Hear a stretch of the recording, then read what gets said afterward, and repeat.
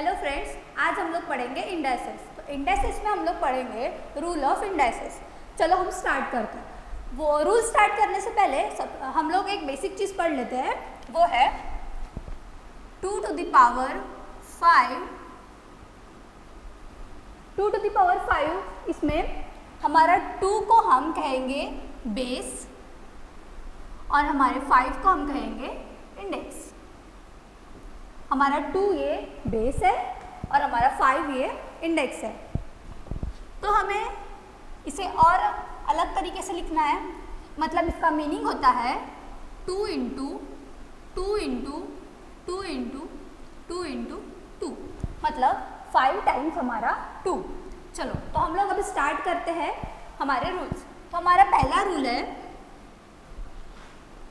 x to the power 0 is equals to 1। मतलब if any number having the power 0 is equals to 1, मतलब अगर हमारे कोई भी नंबर के पावर में 0 हो तो हमारा आंसर आएगा 1। लेकिन इसमें एक कंडीशन है, x की वैल्यू हमारी कभी भी 0 नहीं होनी चाहिए। मतलब 0 नहीं होनी चाहिए। x is not equals to 0। ठीक है, तो हमारा वैल्यू 1 आएगा। क्यों हमारा x is not equals to 0 होना चाहिए? अगर हम x की वैल्यू 0 ले लेंगे, 0 टू द पावर 0, हम इसकी वैल्यू तो डिफाइन ही नहीं कर सकते, इसीलिए हम x की वैल्यू 0 कभी नहीं लेंगे। तो एग्जाम्पल थ्रू हम लोग देख लेते हैं। अगर हम x की वैल्यू 2 लेंगे, 2 to the power 0 is equals to 1। If हम x की वैल्यू 3 ले रहे हैं, 3 टू द पावर 0, ये भी 1 होगा। अगर हम कोई भी वैल्यू लें रैंडम, उसकी वैल्यू होगी हमारी 1। तो ये था हमारा पहला रूल। उसके बाद है हमारा second rule, x to the power minus n is equals to 1 upon x to the power n। मतलब हमारे नंबर के पावर में अगर निगेटिव साइन हो, अगर हमारे नंबर के पावर में निगेटिव साइन हो तो हम इसे लिखेंगे 1 अपॉन में।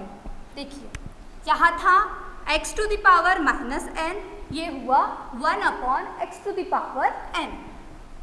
जैसे कि अगर हम लिखें 3 टू द पावर माइनस 2, तो इसका आंसर हमारा हो जाएगा 1 अपॉन 3 टू द पावर 2।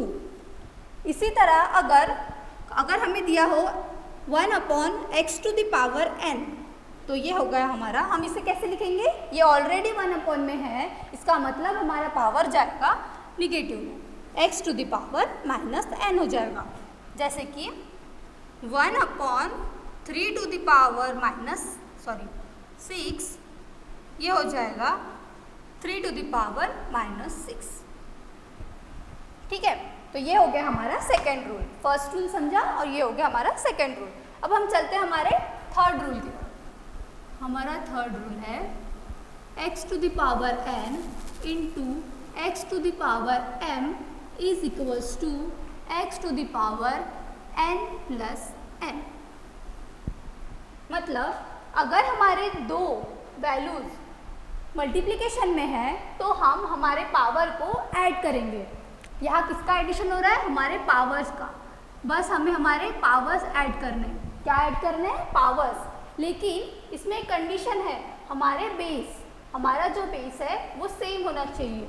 दोनों बेस सेम होंगे तभी हम पावर का एडिशन कर सकते हैं।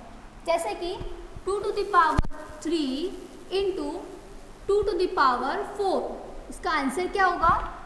हम पहले 3 और 4 को प्लस करेंगे। 3 + 4 इक्वल्स टू 7। मतलब हमारा आंसर होगा 2 टू द पावर 7। ठीक है, उसी तरह अगर हम लिखेंगे 2b² इंटू 3b³, अब इसका आंसर क्या होगा? अब ये दो वैल्यूज हमारी मल्टीप्लिकेशन में है। सबसे पहले हम करेंगे 2 इंटू 3 इज इक्वल्स टू 6, और अब हमारे पावर का एडिशन करेंगे हम। 2 + 3 इज इक्वल्स टू 5। मतलब हमारा आंसर हो जाएगा 6b टू द पावर 5। ठीक है, ये हो गया हमारा मल्टीप्लिकेशन रूल। उसी तरह अगर हमारे दो वैल्यूज़ डिवीज़न में हो, मतलब हमें अगर दो वैल्यूज़ का डिवीज़न दिया हो x to the power n divided by x to the power m is equals to x to the power n minus m। मतलब अगर हमारे दो नंबर्स विथ सेम बेस, एक चीज़ हमें नोट करनी है यहाँ पे, with same base, same base, वैसे ही यहाँ पे भी सेम बेस। अगर हमारे दो वैल्यूज हमें डिवीज़न दिया हुआ है तो इस टाइम हमारा पावर क्या करेंगे, हम माइनस करेंगे। जैसे हमने यहाँ पे एडिशन किए थे वैसे हम यहाँ पे सब्सट्रैक्शन करेंगे। तो एग्जांपल्स रूल ले लेते हैं। 3 to the power 6 divided by 3 to the power 3 is equals to, क्या कहा था हमने, हमें अगर डिवाइड दिया है तो हम क्या करेंगे, हमारे पावर को हम माइनस करेंगे। मतलब 6 माइनस 3 इक्वल्स टू 3, तो हमारा पावर हो जाएगा 3 टू द पावर 3। ठीक है। उसी तरह अगर हम लोग नेक्स्ट एग्जांपल ले लेते हैं, 20b to the power 3 divided by 5b square is equals to कितना होगा। सबसे पहले अब हमें यहाँ पे कोएफिशिएंट्स जो दिए हुए हैं उनका डिवाइडेशन करना पड़ेगा। मतलब 20 divided by 5 is equals to 4, और हमारे रूल के हिसाब से हमें हमारे पावर का माइनस करना पड़ेगा। जैसे कि 3 माइनस 2 इज इक्वल्स टू 1, तो हमारा आंसर क्या हो जाएगा, 4b। 1 को हमें लिखने की ज़रूरत नहीं होती है, ये ऑलरेडी है यहाँ पे 1। ठीक है, तो ये हो गया हमारा 4th रूल। अब हम पढ़ेंगे हमारा 5th रूल। मल्टीप्लिकेशन हो गया, डिवाइडेशन हो गया। अब हमारा रूल होगा x to the power n whole bracket m। तो क्या होगा, अब अगर हमारी वैल्यू ऐसे दी हो x to the power n और whole bracket to the power m, तो इसका आंसर होगा x to the power n into m। मतलब अगर हमें दो पावर दिया हुआ है तो हम हमारे पावर का मल्टीप्लिकेशन करेंगे। क्या करेंगे, हम मल्टीप्लिकेशन करेंगे। जैसे कि अब एग्जांपल ले लेते हैं, 3 to the power 4 into whole power 2। जैसे कि अभी हमने बताया इन दोनों का हमें क्या करना है, हमारे पावर्स का मल्टीप्लिकेशन। तो मल्टीप्लिकेशन क्या हो जाएगा, 4 इंटू 2 इज इक्वल्स टू 8।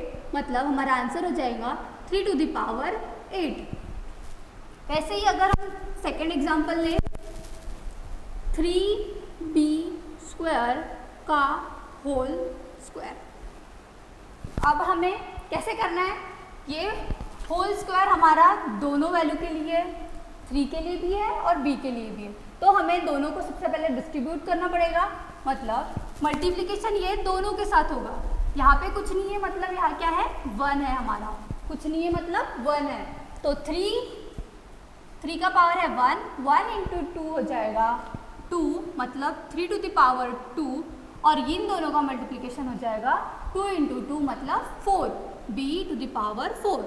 मतलब इसका आंसर हम ऐसे लिख सकते हैं 9b टू द पावर 4। ये हो गया हमारा 5th रूल। इसके बाद है हमारा 6th रूल। जैसे कि यहाँ दो वैल्यू मल्टीप्लिकेशन में दी हुई थी, अब हमारे पास होगा x to the power n divided by m। इसे हम ऐसे भी लिख सकते हैं, और x to the power n divided by m। तो इसका आंसर हमें क्या मिलेगा, इसका आंसर मिलेगा हमें under root x to the power n m। ऐसा हमारा n रूट के अंदर होगा और हमारा m रूट के बाहर होगा। जैसे कि अब हम एग्जांपल ले लेते हैं, कैसा होगा, 3 to the power 4 divided by 2, 3 to the power 4 divided by 2। ये हो गया हमारा n और ये हो गया हमारा m। ये है हमारा n, ये है हमारा m। तो रूल के हिसाब से अंडर रूट x की वैल्यू है हमारी 3, x के पावर वाली वैल्यू है हमारी n, n मतलब है 4, तो 4 जाएगा हमारा रूट के अंदर और m की वैल्यू है हमारी 2। ये हो गया हमारा आंसर। तो हम लोग एक बार रिवाइज कर लेते हमने क्या क्या पढ़े आज। तो हमने सबसे पहले पढ़े किसी भी वैल्यू के पावर में अगर 0 हो तो उसकी वैल्यू आएगी हमारी 1, मतलब x टू द पावर 0 हो जाएगा हमेशा 1। लेकिन एक्सेप्ट x हमारी x की वैल्यू हमेशा 0 नहीं होनी चाहिए, तभी हम ये रूल अप्लाई कर सकते हैं। उसके बाद हमने पढ़े अगर हमारा पावर निगेटिव हो तो हम क्या करेंगे। अगर हमारा पावर निगेटिव हो तो हम क्या करेंगे, उसके लिए है x to the power minus n, उसका आंसर हो जाएगा 1 upon x to the power n। मतलब अगर हमारा पावर निगेटिव रहेगा तो हमें 1 अपॉन में लिखना है। अगर हमें 1 अपॉन में लिखा हुआ मिलेगा, जैसे कि हमने एक एग्जांपल लिए थे 1 अपॉन में रहेगा, तो हम लिखेंगे पावर को निगेटिव में। उसके बाद हमारा थर्ड रूल कहता है अगर हमारा एग्जाम्पल मल्टीप्लिकेशन में दिया है, लेकिन इसमें एक कंडीशन है हमारा बेस सेम होना चाहिए। विदाउट हमारा बेस सेम होगा, मतलब अगर हमारा बेस सेम नहीं होगा तो हम ये रूल अप्लाई नहीं कर सकते। इसीलिए हमें ध्यान रखना पड़ेगा ये रूल हम जब हमारा बेस सेम रहेगा तभी यूज़ कर सकते हैं। तो हमारा रूल कहता है अगर हमें दो पावर वाली वैल्यू का मल्टीप्लिकेशन करना है तो हम सबसे पहले करेंगे हमारे पावर का एडिशन। ठीक है, ये था हमारा एग्जाम्पल्स। उसके बाद हमारा फोर्थ रूल कहता है अगर हमारे पास डिवीज़न है तो हम क्या करेंगे, इसमें भी सेम कंडीशन अप्लाई है जैसे कि हमने ये वाले फॉर्मूले में किए थे। हमारा बेस सेम होना चाहिए। अगर हमारा बेस सेम नहीं है तो हम ये रूल अप्लाई नहीं कर सकते। तो हमारा क्या था ये rule, x to the power n divided by x to the power m is equals to x to the power n minus m।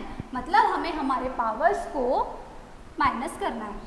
ठीक है, ये हो गया हमारा एग्जाम्पल। उसके बाद थे x to the power n whole power m, मतलब हमारे पास 2 पावर दिए हुए हैं। तो जब हमारे पास 2 पावर दिए रहेंगे तो हम क्या करेंगे, हमारे पावर्स का मल्टीप्लिकेशन करेंगे। उसके बाद है हमारा 6th rule x to the power n divided by m, मतलब अगर हमारे पावर में डिवीज़न हो हमारे पावर में अगर डिवीज़न हो तो हम क्या अप्लाई करेंगे, रूट में भी जो हमारा n है वो जाएगा हमारे x के साथ रूट में और हमारा n बाहर ही रहेगा। तो ये था हमारा इंडेक्स रूल। Thank you.